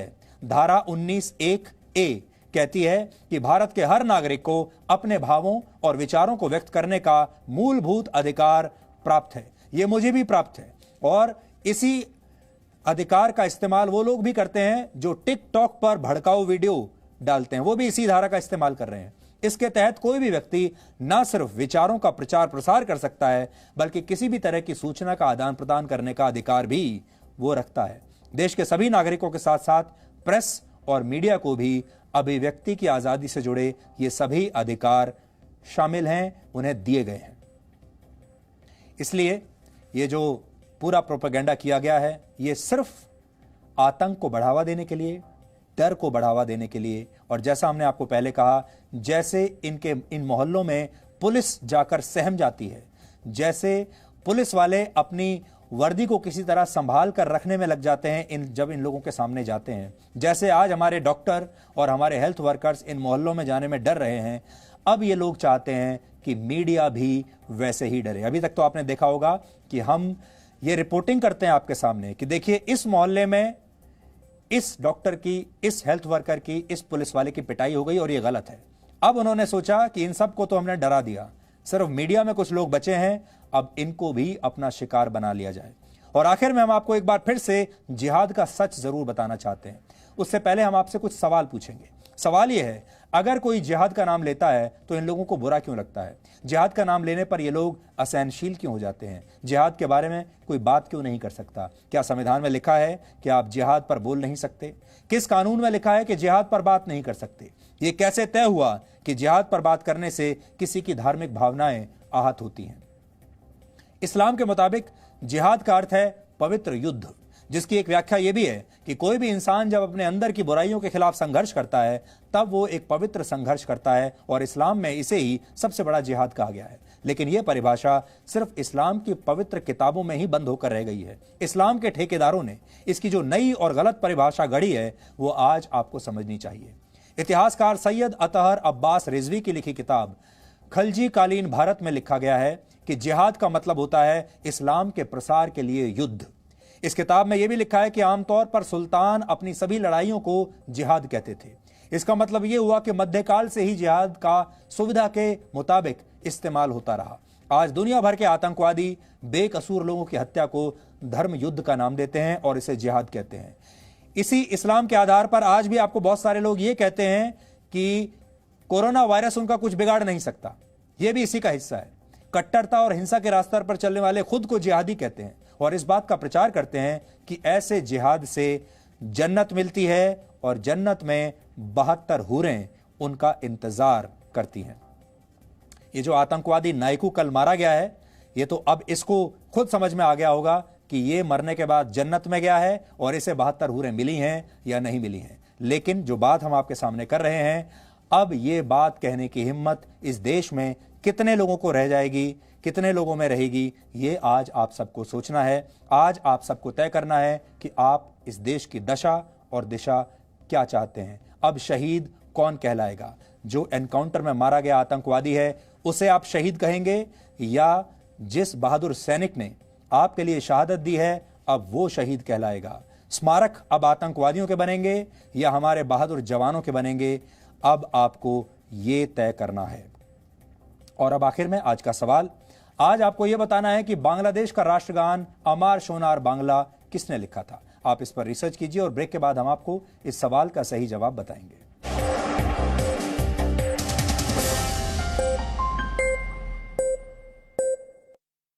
कि वो एक वहाँ पे दूसरी, चौथी, छठी क्लास पास वो पंजाबी सिख युवक अच्छे अच्छे प्रोडक्ट बना के देता है। सीखा है उसने सिर्फ अपने उस्ताद से। वो बात करेगा तो उस्ताद जी किस तरह करा जी मैं उन, वो बताता ये कर लो वो कर लो, वो आगे आगे चलता है। यही लोग अगर उनको गुरुमुखी में, उनकी अपनी भाषा में अगर आप उनको इंजीनियरिंग की शिक्षा दे दें जो कि वो समझ पाएगा, imagine what can they do, they can do wonders. आपकी बात पहुंचेगी, आपका सेंटीमेंट पहुंचेगा। और मैं समझता हूं कि इस देश को जो चलाने वाले, मेरे ख्याल से 70-80 हज़ार से ज़्यादा पूरे देश में लोग नहीं हैं। उसमें से 30-35 हज़ार दिल्ली में रहते हैं। सारे अंग्रेजी की टांग तोड़ते हैं, अंग्रेजी बोलते हैं, अंग्रेजी में ही सोचते हैं। वो सोच भी नहीं सकते। चलो बोलने की भाषा, मैं किसी भाषा को गलत नहीं समझता हूं, लेकिन वो सोच भी वही है। उनकी सोच क्या है कि everything imported is very good, everything made here is useless. इस सोच को हमें बदलना होगा। मेरा ख्याल एज ए यूथ आप लोग उसमें बहुत सहायक बन सकते हो। No signal, no worry. Presenting Z News app with live TV, latest updates and expert opinion. Available on Google Play and App Store. Download it now.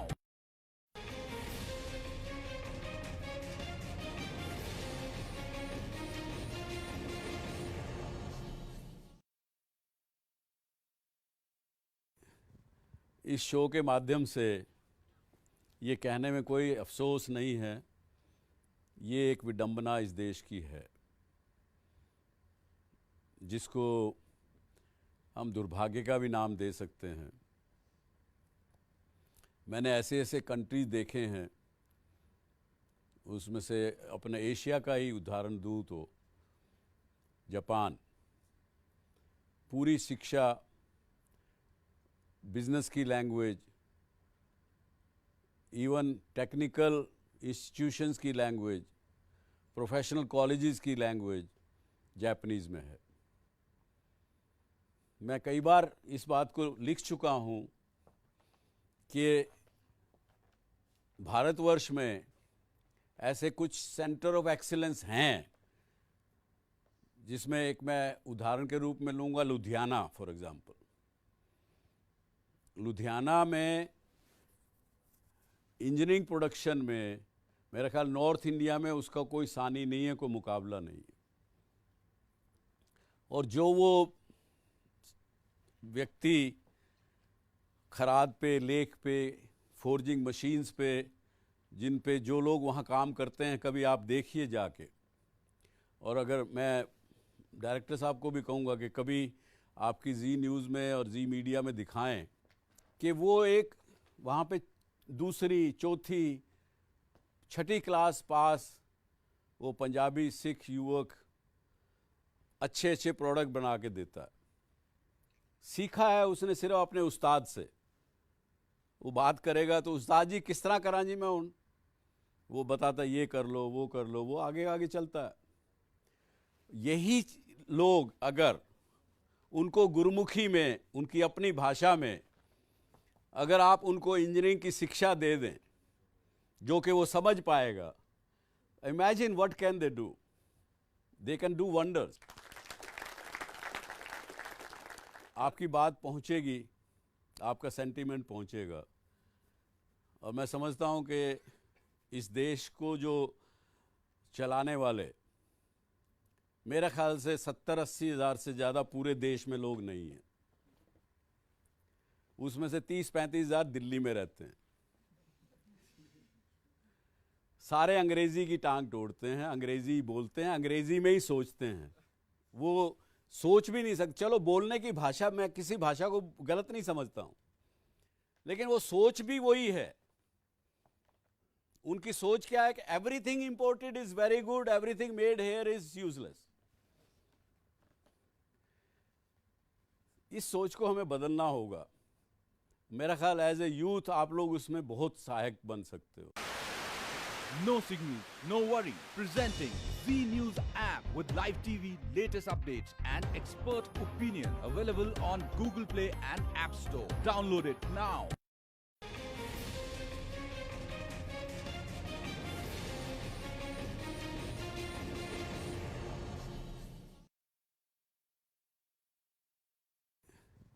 इस शो के माध्यम से ये कहने में कोई अफसोस नहीं है, ये एक विडंबना इस देश की है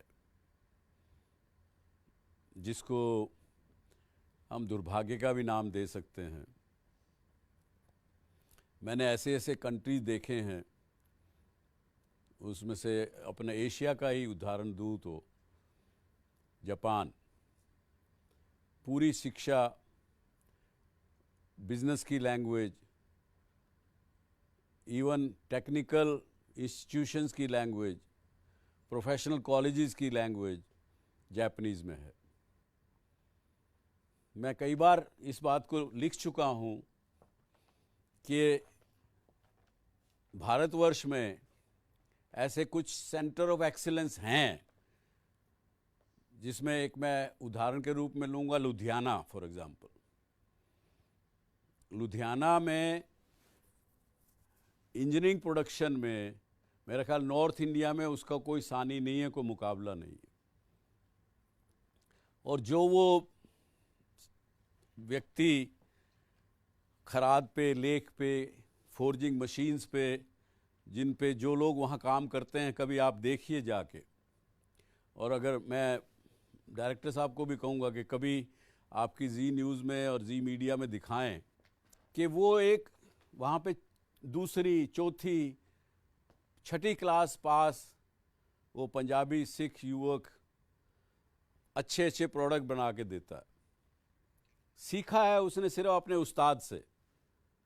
वो बात करेगा तो उस्ताद जी किस तरह करा जी मैं उन, वो बताता ये कर लो, वो कर लो, वो आगे आगे चलता है। यही लोग अगर उनको गुरुमुखी में, उनकी अपनी भाषा में, अगर आप उनको इंजीनियरिंग की शिक्षा दे दें जो कि वो समझ पाएगा, imagine what can they do, they can do wonders. आपकी बात पहुंचेगी, आपका सेंटीमेंट पहुंचेगा।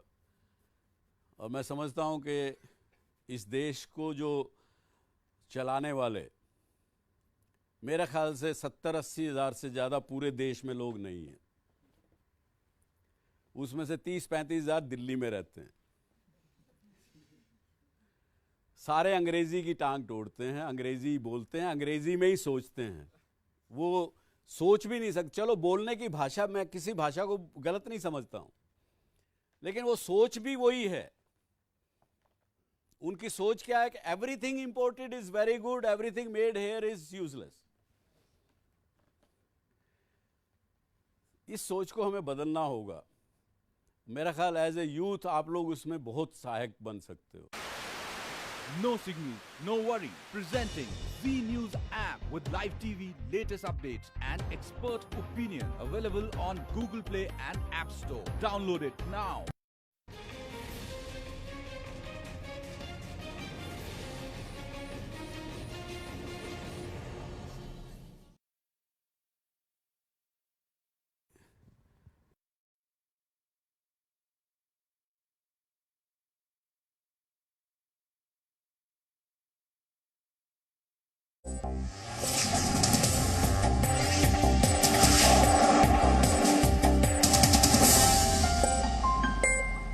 और अब आखिर में देखते हैं कि आज के इतिहास में क्या लिखा है। आज गुरुदेव रविंद्रनाथ टैगोर की जयंती है और आज ही के दिन वर्ष 1861 में टैगोर का जन्म हुआ था।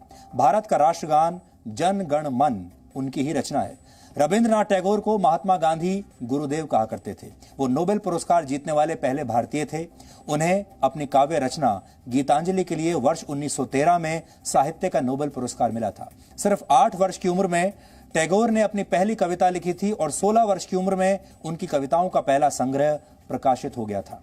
रविंद्रनाथ टैगोर ने न सिर्फ भारत के राष्ट्रगान जन गण मन की रचना की, बल्कि बांग्लादेश के राष्ट्रगान अमार सोनार बांग्ला के लेखक भी टैगोर ही थे और श्रीलंका का राष्ट्रगान भी टैगोर की एक कविता पर ही आधारित है।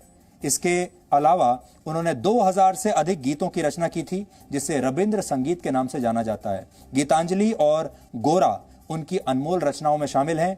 वर्ष 1915 में अंग्रेजों ने टैगोर को नाइटहुड की उपाधि से सम्मानित किया था। हालांकि वर्ष 1919 में जलियांवाला बाग नरसंहार का विरोध करते हुए उन्होंने इस उपाधि को लौटा दिया था। आप सबको ये बात जरूर याद रखनी चाहिए, चाहे कितना भी बड़ा पुरस्कार क्यों ना हो, अपने जमीर को गिरवी रखकर और अपने देश से गद्दारी करके अगर वो पुरस्कार या वो पद मिल भी रहा है तो उसे ठुकरा देना चाहिए।